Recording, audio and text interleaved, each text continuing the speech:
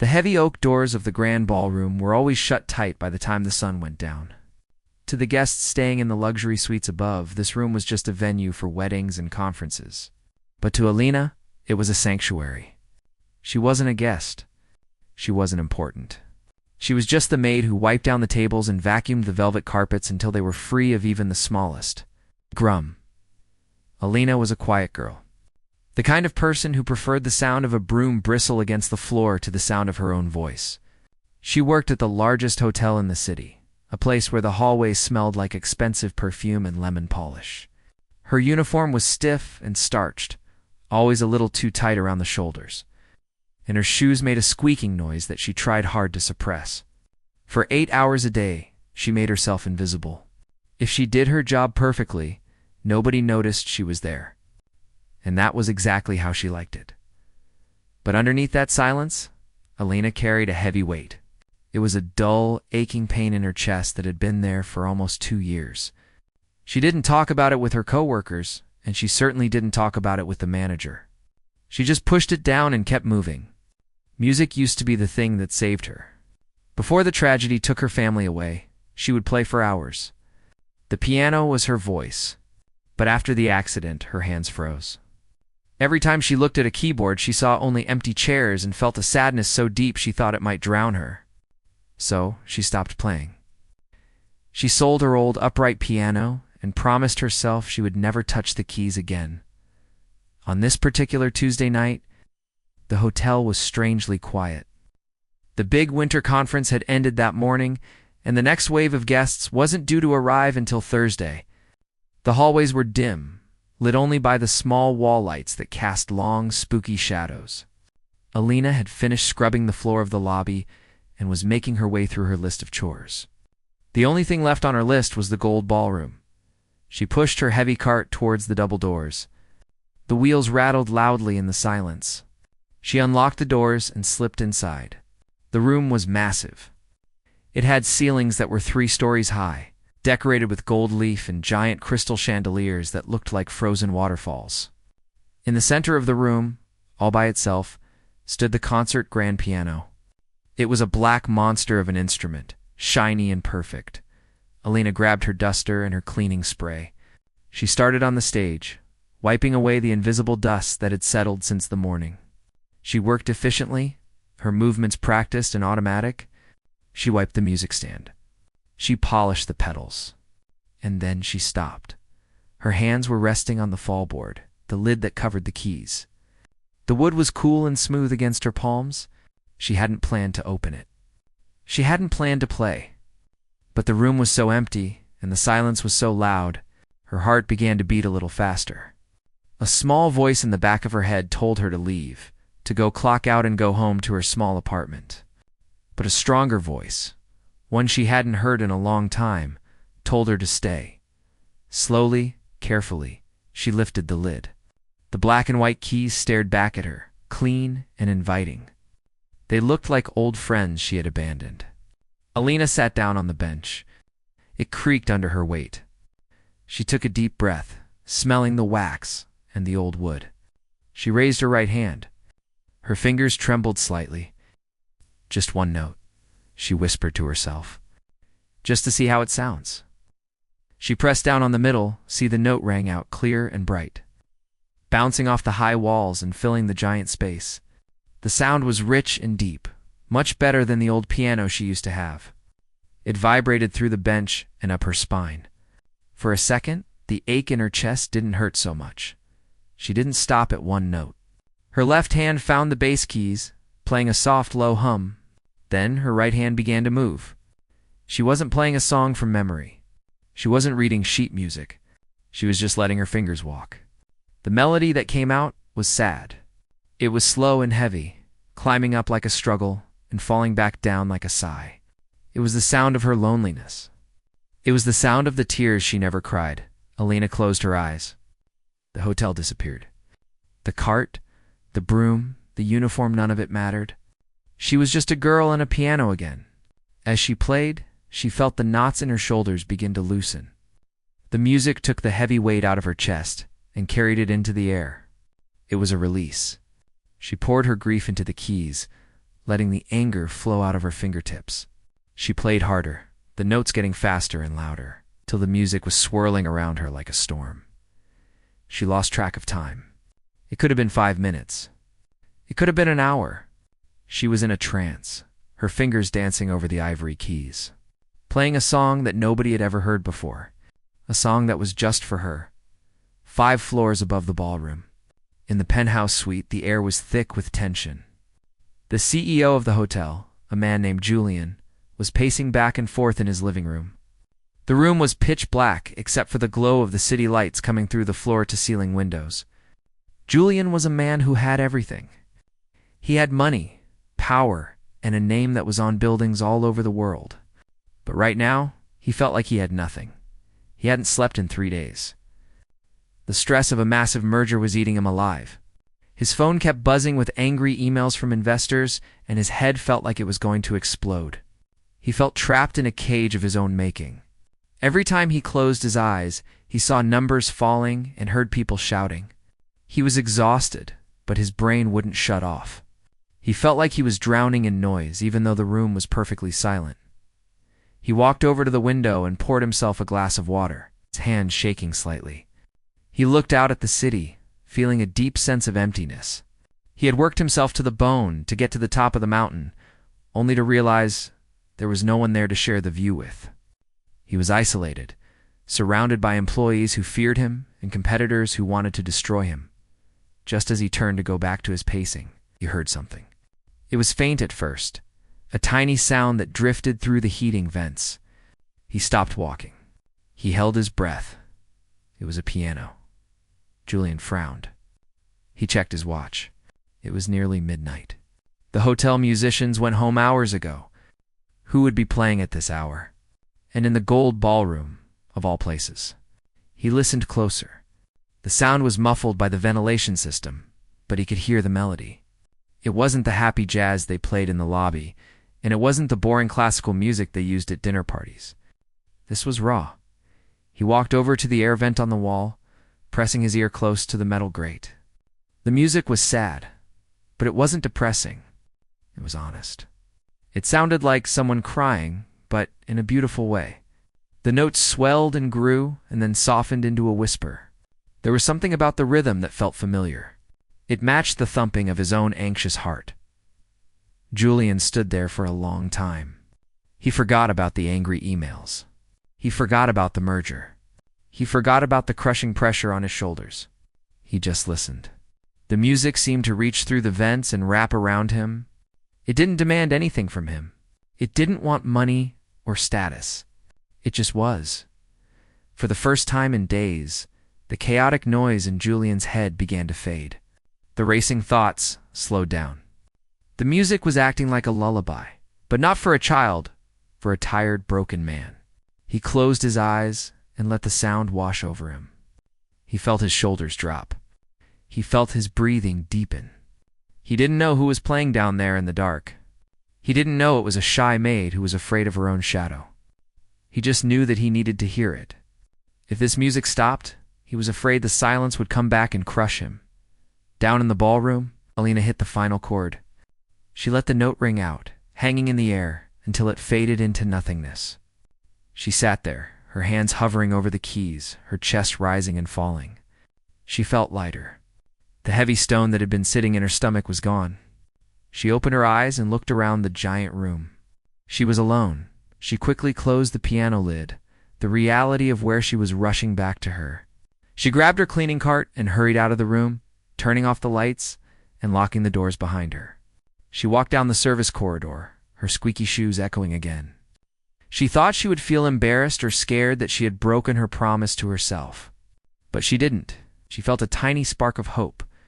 She didn't know that 5 floors above, the most powerful man in the hotel was standing by a vent, finally feeling the exhaustion take over so he could sleep.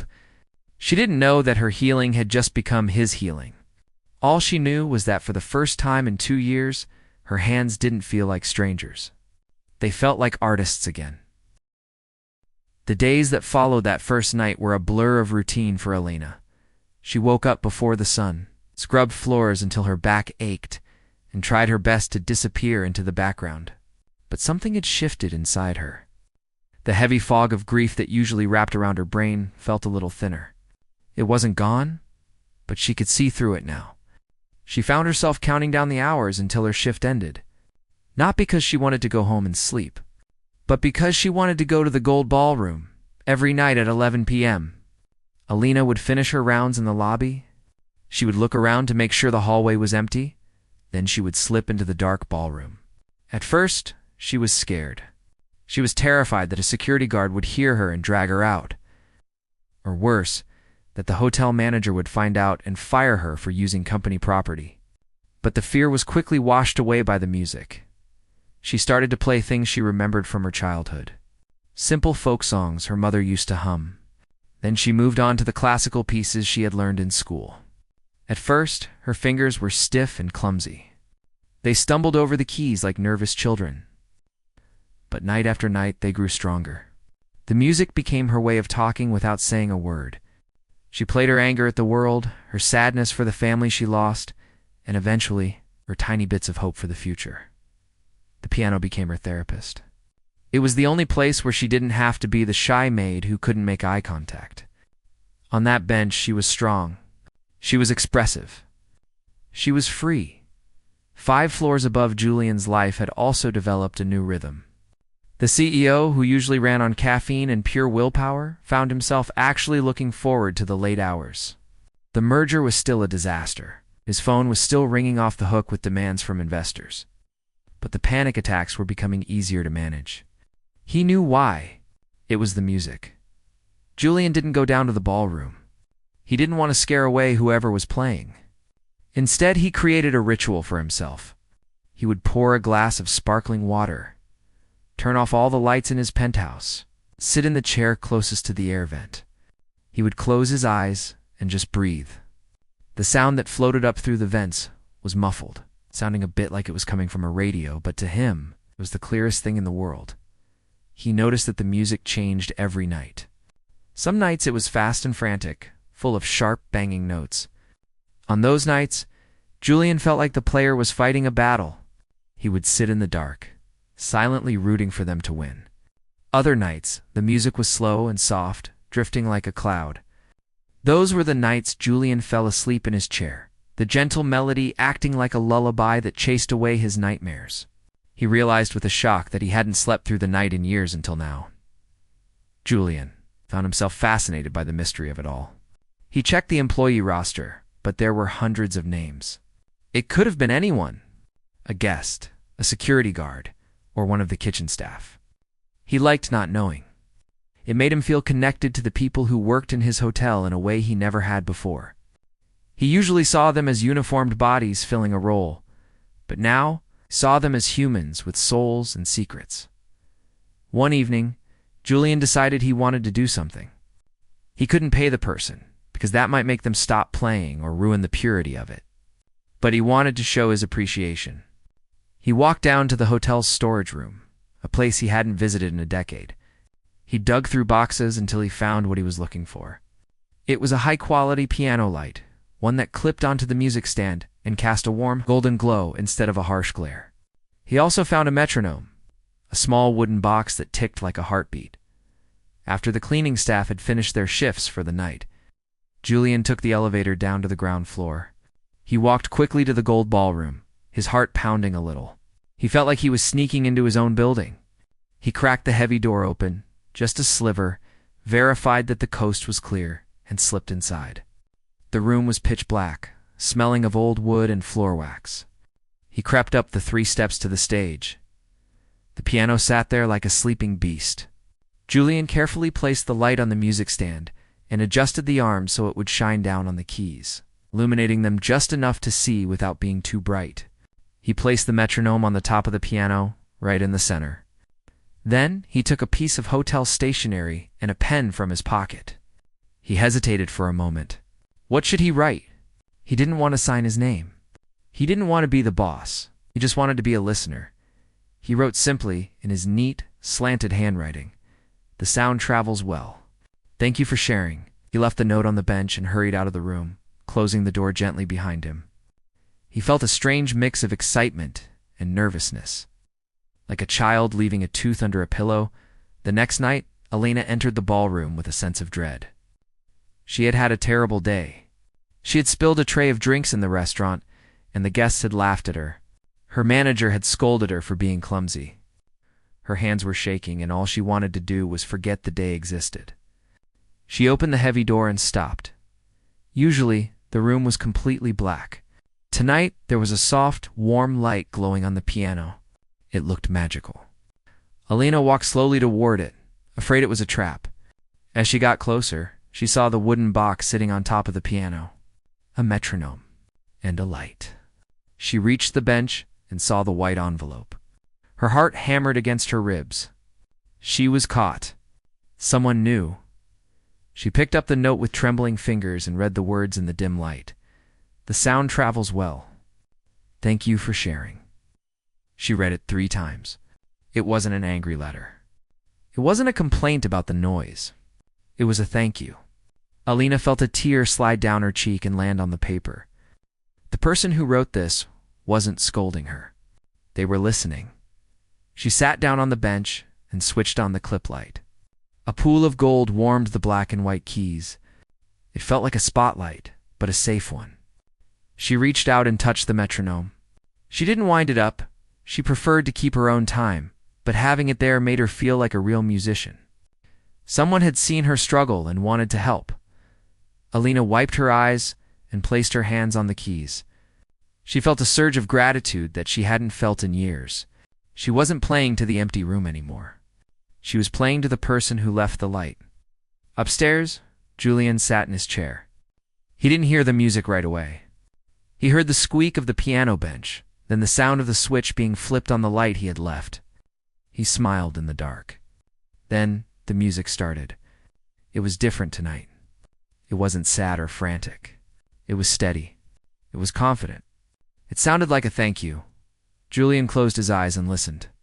The music was beautiful, but the connection he felt was even better. He wasn't just a lonely CEO in a tower anymore. He was part of a duet. He was the listener, she was the player, and together they were healing each other in the dark, note by note. He realized then that he didn't need to know who she was. He just needed her to keep playing. The fragile routine Elena had built over the last few weeks was shattered on a rainy Thursday night. A group of wealthy tech investors had arrived at the hotel unexpectedly.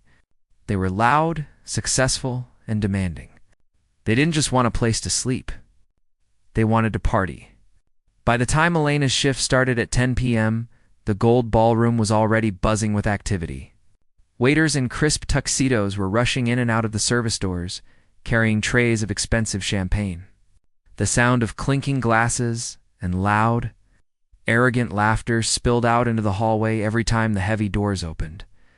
Elena stood in the shadows of the corridor, gripping the handle of her cleaning cart. Her stomach sank. She knew she wouldn't be able to go inside tonight. The ballroom was booked solid until 2 a.m. She looked down at her hands. They felt restless, almost itchy. For the past few weeks, playing the piano had been the only thing keeping the dark clouds of her grief at bay. Without it, the silence of the empty hotel corridors felt suffocating. She felt the heavy weight pressing down on her chest again, the familiar tightness in her throat that signaled a panic attack. She tried to go about her other duties, cleaning the lobby bathrooms and polishing the brass railings, but her heart wasn't in it. She kept glancing at the clock. 11:30, 12 o'clock, 12:30. Finally, she couldn't stand it anymore. She abandoned her cart near the elevators and walked quietly toward the ballroom. She didn't want to go in. She just wanted to be close to it. She thought maybe if she stood by the door, she could feel the vibration of the floor, or perhaps catch a moment of silence between the noise. She crept up to the double doors and pressed her ear against the cool wood. It was no use. The music inside was terrible, a thumping, bass-heavy electronic track that made the floorboards shake. It wasn't music. It was just noise. It was the opposite of what she needed. Elena felt a tear of frustration slide down her cheek. She turned to leave, feeling foolish for thinking she could find peace in a hotel full of partying strangers. Just as she turned the corner into the service stairwell, she crashed straight into a solid wall of a man. It was the head of security, a tall man named Sam who always carried a flashlight and a scowl. He grabbed her arm to steady her. "Whoa there, Elena," he barked, looking at his watch. "You're not supposed to be on this floor. The private party is strict." "I know, I'm sorry," Elena stammered, pulling her arm away and shrinking into her uniform. I was taking a shortcut." Sam looked at her suspiciously. He knew she was a quiet girl who never caused trouble. But his job was to keep the VIPs happy, and they didn't like maids wandering around. "Go back to the lobby," he ordered. "Use the service elevators. Don't let me catch you up here again." "Yes, sir." "Sorry, sir," Elena whispered. She ducked her head and rushed into the stairwell. As soon as the heavy fire door clicked shut behind her, she let out a sob. It wasn't just because of Sam. It was everything. The embarrassment, the noise, the loneliness. She felt small and insignificant. She slid down the cold concrete wall and buried her face in her hands, letting the tears flow freely. She felt like a ghost haunting a building where she didn't belong. 5 floors above, the atmosphere in the penthouse was equally miserable. Julian was pacing his living room, his tie loosened and his hair a mess. The noise from the party below was vibrating through the floor, annoying him to no end. But it wasn't just the noise that was bothering him. It was the silence of the piano. For weeks, he had set his internal clock to the music. He knew when the first note would hit, and he knew when the last chord would fade.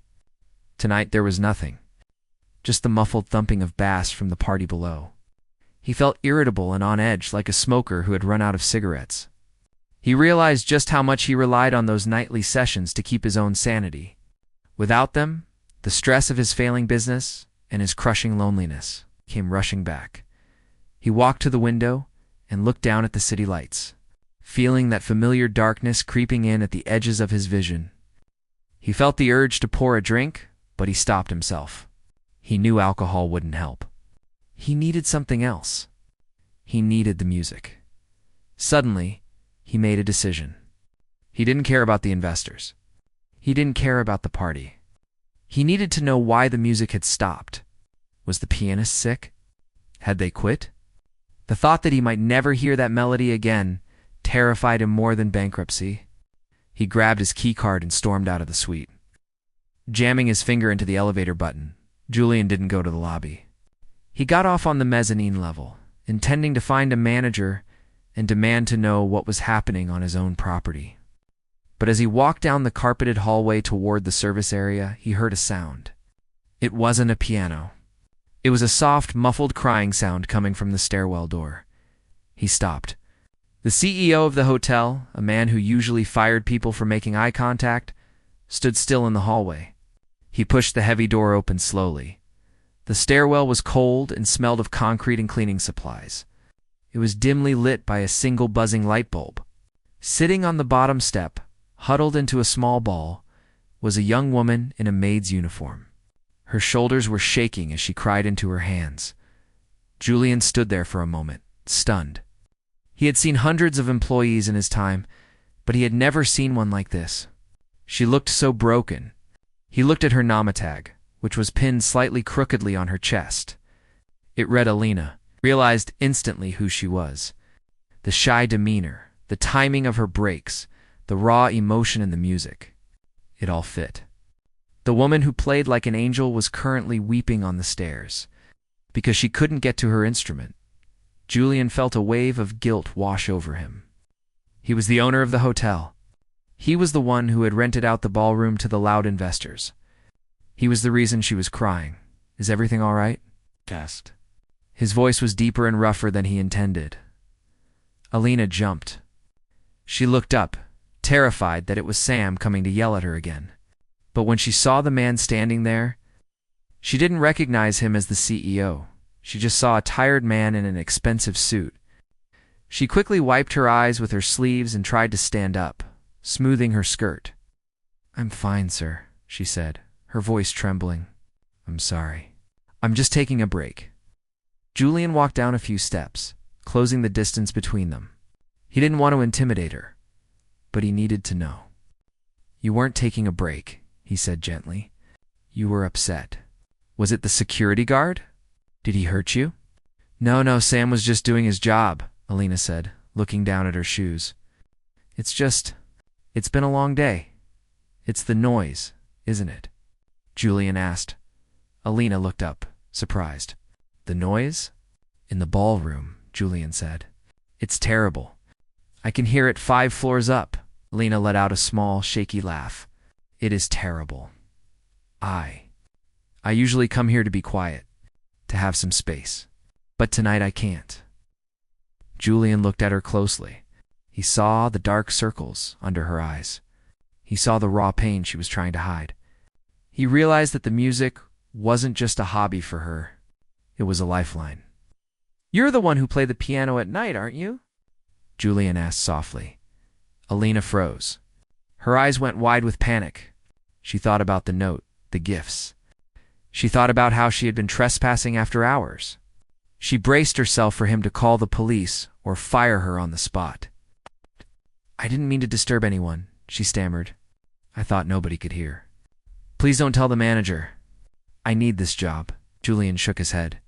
I'm not going to tell the manager, Alina, and you didn't disturb me. You helped me. Alina looked at him, confusion mixed with fear in her eyes. You helped you?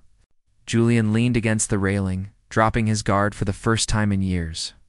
He didn't speak like a boss. He spoke like a human being.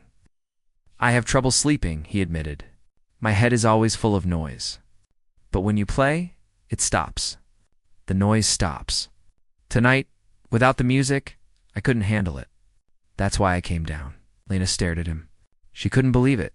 The powerful, scary executive was standing in a stairwell telling her that he needed her music. It didn't seem real. You listen? She whispered. Every night, Julian said. From the penthouse, silence of the stairwell felt different now. It wasn't heavy or suffocating. It was filled with understanding. They were just 2 people lost in a big, empty building, finding comfort in the same thing. Julian straightened up. He looked at the door that led back to the party. The thumping bass was still audible through the walls. He looked back at Alina. Wait here, he said. He walked out of the stairwell and headed straight for the ballroom doors. Alina didn't know what to do, so she stayed put, her heart pounding. A few minutes later, Julian returned. To her surprise, Sam was with him. The security guard looked nervous. Sir, the guests are complaining if we stop the music now, Sam was saying. I don't care what they want, Julian said firmly. I own the building, and I want the music off. Clear the room now. With the contract, clear the room, Sam, or clear out your desk, Julian said. His voice leaving no room for argument.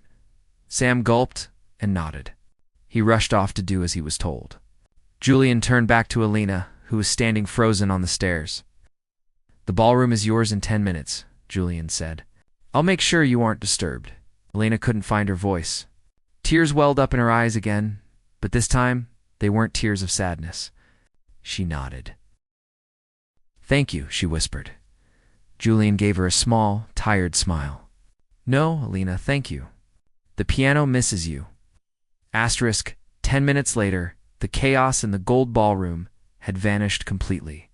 The waiters were gone, the empty glasses were cleared away, and the harsh strobe lights had been replaced by the soft, natural glow of the wall sconces. The heavy oak doors were shut tight, blocking out the noise of the rest of the world. Alina stood in the center of the room, feeling a little like she was dreaming. She looked at the piano. It looked the same as it always did, yet everything was different. She wasn't sneaking in anymore. She had been invited. She walked up the 3 steps to the stage, her legs feeling weak. She sat down on the bench and touched the keys, but she didn't play yet. The side door near the stage opened quietly. Alina flinched, her muscles tensing up out of habit.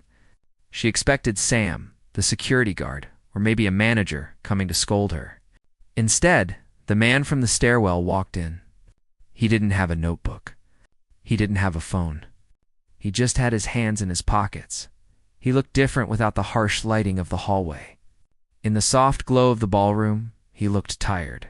There were deep lines around his eyes, and his shoulders slumped forward like he was carrying a heavy backpack.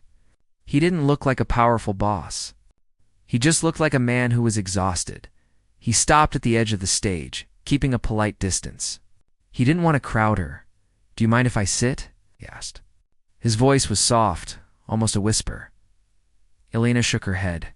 "No, sir. It's okay."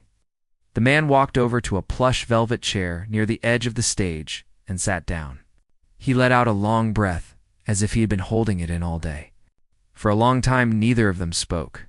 The silence wasn't awkward. It was comfortable. It was the kind of silence that happens when two people understand each other without needing words. "You played very well," the man said finally. "I don't know much about music, but I know what I like. And what you play. It feels real." Lena looked down at her lap, her face getting hot. "Thank you." "I'm sorry if I ever played too loud." "Never," he said. "It's never too loud. Actually, it's usually too quiet." He leaned back in the chair, looking up at the high ceiling. "My name is Julian, by the way.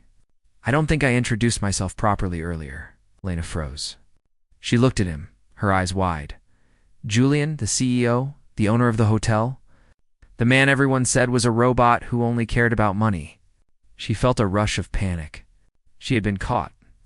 She had been playing the piano after hours, using the expensive equipment, and now the boss was sitting right there.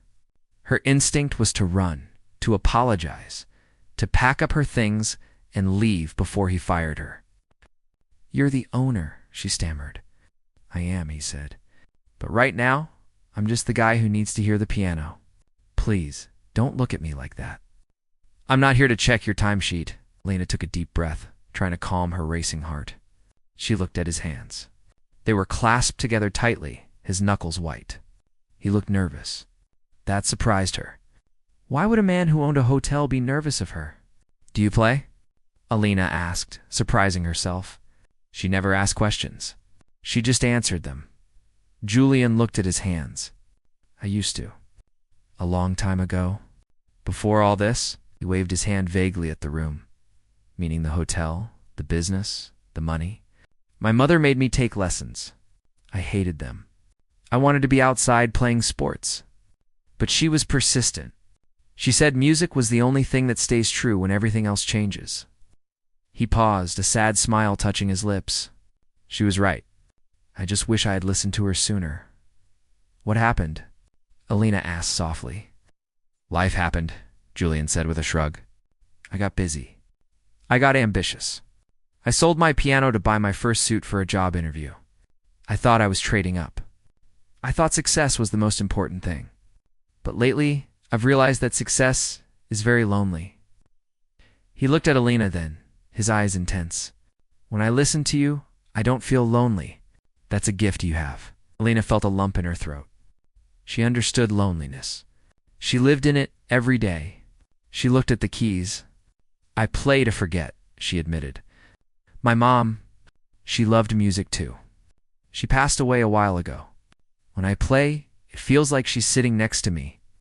Julian nodded slowly. "Then she has good taste in seating." Alina let out a small laugh. It felt strange to laugh in the ballroom, but it felt good. She looked at the keys. "I'm not really performing anything specific tonight. I'm just feeling. Can you try something?" Julian asked. He stood up slowly and walked toward the piano, but he stopped at the end of the bench. He didn't sit down. He seemed to understand that this was her space. "I have a request." "It's not a song." "It essay? A feeling?" "Okay," Alina said. "I'm tired of fighting," Julian said, his voice cracking slightly.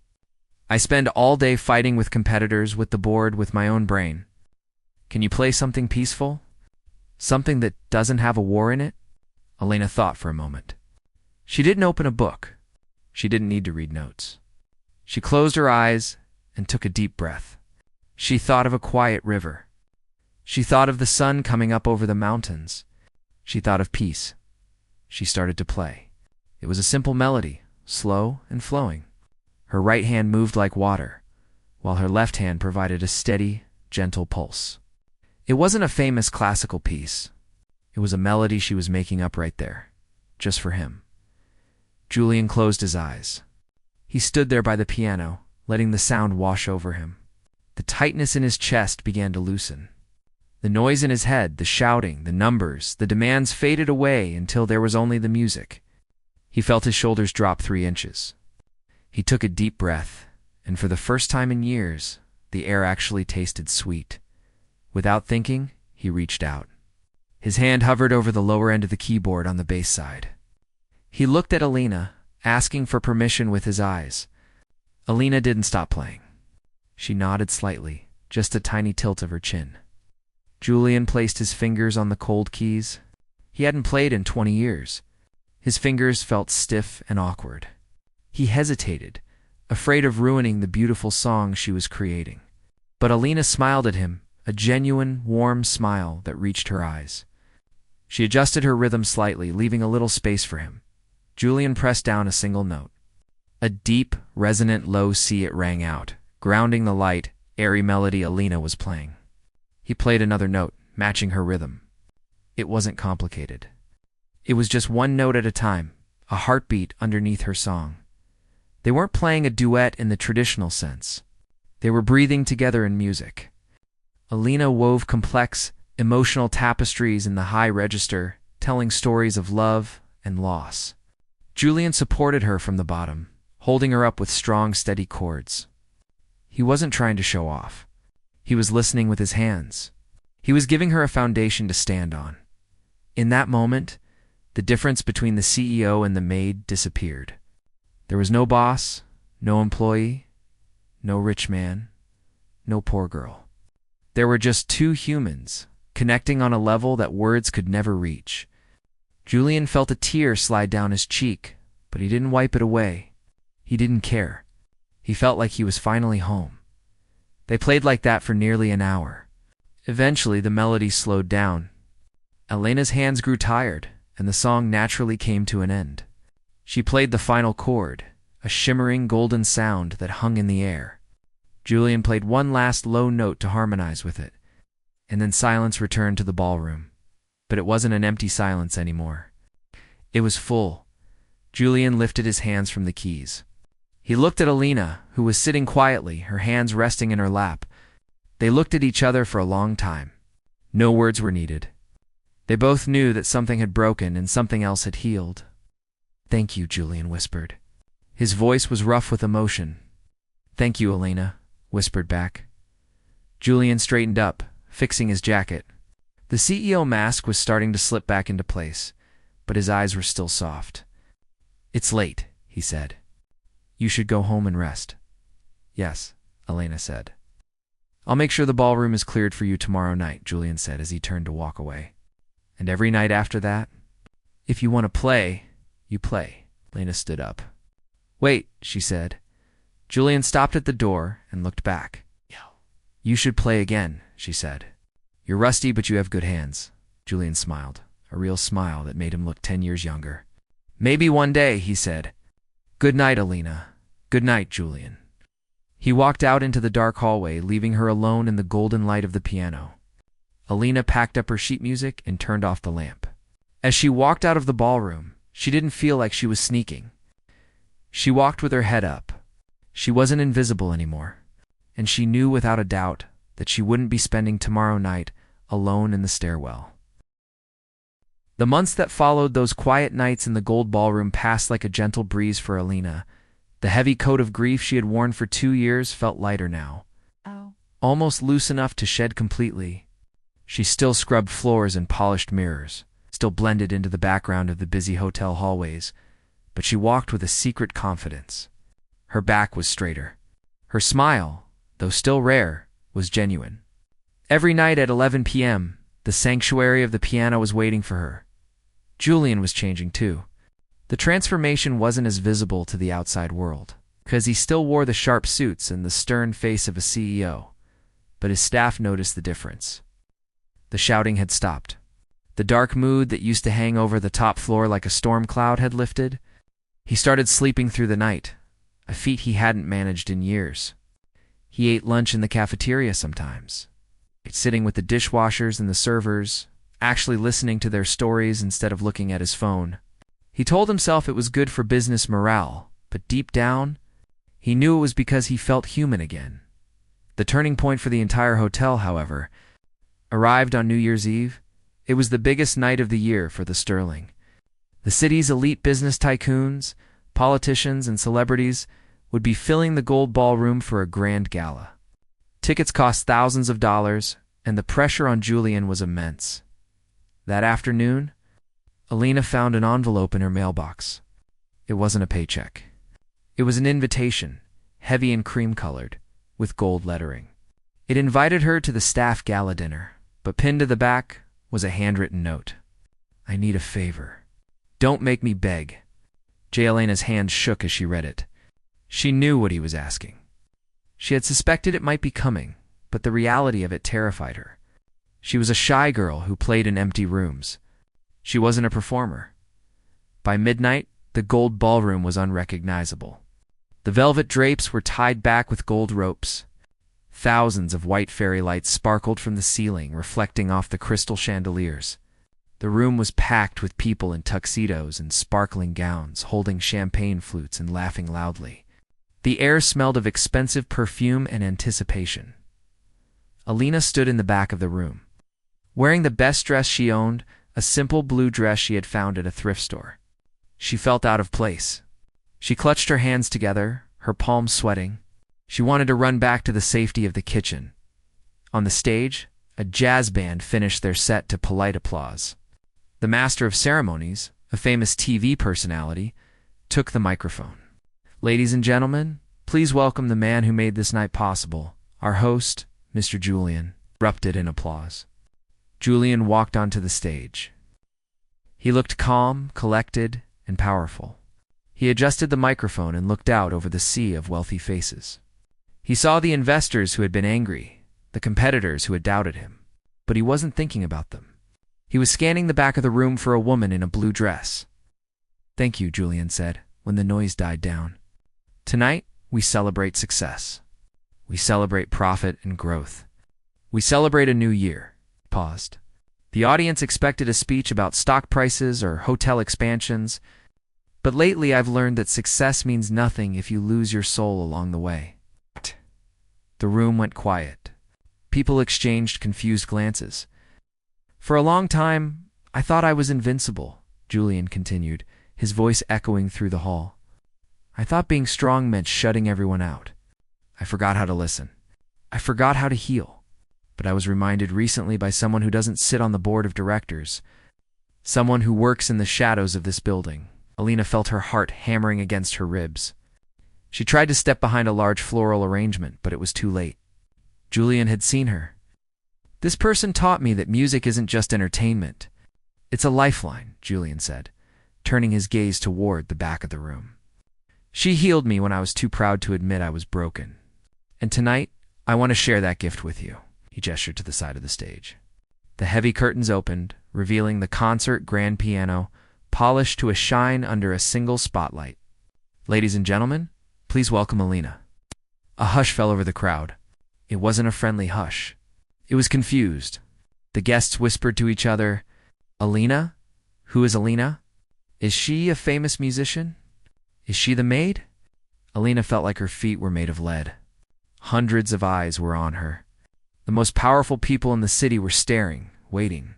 Her instincts screamed at her to run. She couldn't do this. She was a fraud. Then she saw Julian. He wasn't looking at the crowd. He was looking right at her. He wasn't standing at the podium like a boss. He was standing at the edge of the stage like a friend. He nodded once. A small, encouraging nod. "You can do this," his eyes said. Alina took a breath. She remembered the nights in the dark. She remembered the feeling of her mother's presence. She remembered the connection she had made with Julian in the silence. She wasn't playing for the investors. She was playing for him. She walked down the aisle. The crowd parted, sensing something electric in the air. She climbed the steps onto the stage. The lights were blinding, so she couldn't see the faces anymore. She just saw the black and white keys. She sat down on the bench. The silence was deafening. She closed her eyes, blocking out the hundreds of people, the sparkling gowns, and the expensive champagne. She imagined she was back in the empty ballroom. With only the moonlight through the windows, her hands came down on the keys, the sound that filled the room. wasn't the polite background jazz they expected. It was powerful. It was raw. Alina played a complex, sweeping melody that started soft and grew into a thunderous storm. She played her grief, her loneliness, and her eventual rise from the ashes. She put every ounce of her soul into the performance. The rich guests stopped talking. They stopped drinking. They stood still, transfixed. In the front row, a hardened real estate tycoon wiped a tear from his eye. In the back, a waiter paused, holding a tray, forgetting his job. The music was a language that everyone understood, regardless of how much money they had. It spoke of pain and hope, things every human being knows. On the side of the stage, Julian watched. He saw the shy maid he had met on the stairs transform into a master. He saw the strength he always knew she had. As the music swelled, he felt a sense of peace settle over him that no amount of money could ever buy.